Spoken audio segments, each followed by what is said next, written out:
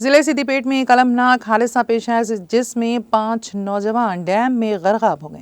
تفصیلات کے مطابق حیدرآباد کے مشیرآباد علاقے سے تعلق رکھنے والے 7 نوجوان دوست ویکینڈ کے موقع پر تفریح کے لیے کنڈا پوچھما ساگر ڈیم کی سیر پر نکلے تھے، لیکن بدقسمتی سے یہ سفر ان نوجوانوں کے لیے آخری ثابت ہوا۔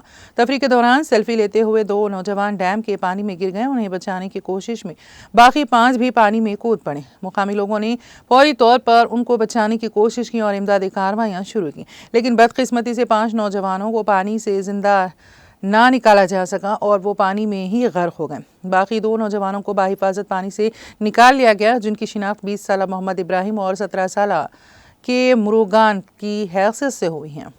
مہلوکین کی شناخت 20 سالہ دینیش، 17 سالہ لوہت، 17 سالہ سی دنیشور، 19 سالہ ساحل اور 17 سالہ جتن کے طور پر کیے گئے ہیں۔ ان نوجوانوں کی اچانک موت نے ان کے گھر والوں اور دوستوں میں غم کی لہر دوڑ گئی ہے۔